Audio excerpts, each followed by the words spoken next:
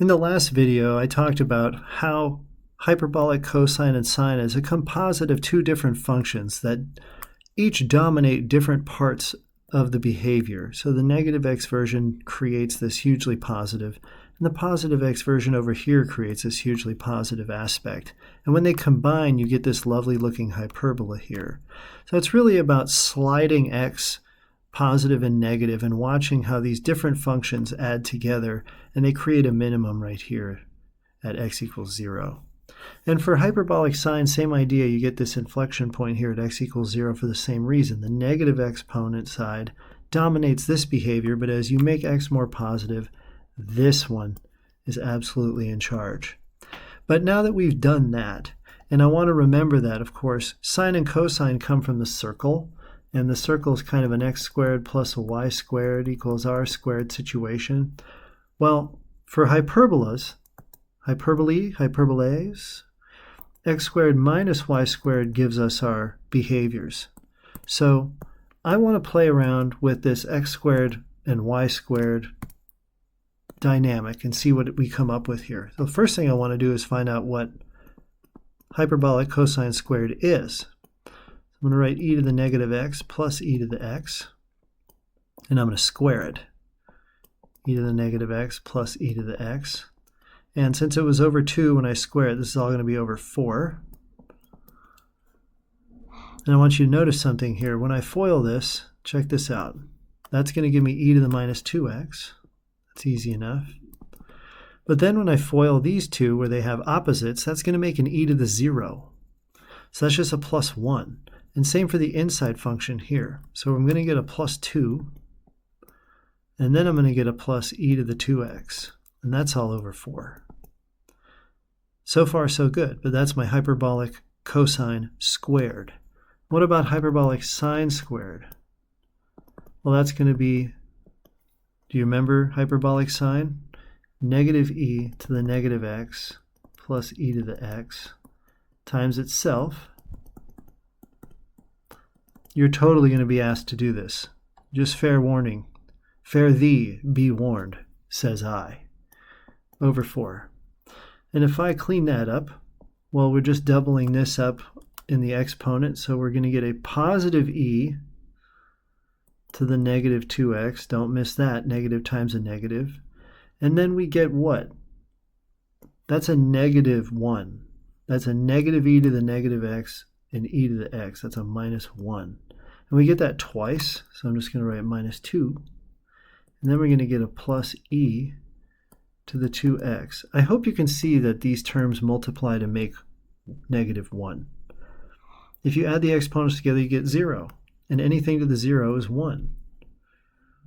Okay, and this is divided by 4 as well, which is good because in a hyperbola, we know that instead of x squared plus y squared is x squared minus y squared. So I want to see what we come out to there for our identity and see if it's similar like in trig. And x is represented by cosine, so we'll do that guy first. And we'll say e to the minus 2x plus 2 plus e to the 2x over 4. This whole thing's going to be over 4 because I'm doing x squared minus y squared. That's my e to the minus 2x minus 2 plus e to the 2x. And now what do we end up with here? Well, here's e to the minus 2x minus e to the negative 2x, so that's out. And then this is a plus 2 and a minus minus 2, so that stays as a plus 4. And this e to the 2x subtracts this e to the 2x, so those are out. So we just get 4 over 4 and we get 1. So we can state definitively that hyperbolic cosine squared minus hyperbolic sine squared is equal to 1. This is a very important identity to understand because we're going to be using it a lot. And the other one I'd like to derive very quickly is tangent, because hyperbolic tangent matters. You know? Like that's no small thing. So hyperbolic tangent, do you have a guess for how to make that? You guessed it. Hyperbolic sine over hyperbolic cosine, just like regular sine and cosine. Now, do you remember hyperbolic sine is the negative one? So that's negative e to the negative x plus e to the x over 2. We're going to divide that by regular e to the negative x plus e to the x over 2. We'll cancel those. And to get a better denominator, what I'm going to do here is I'm going to multiply by e to the x over e to the x on top like this. And if I distribute that, well, what's negative e to the negative x times e to the x? Add these up. What's negative x plus x? That's 0. So we're going to get negative e to the 0, which is negative 1, times, or I should say plus, e to the 2x.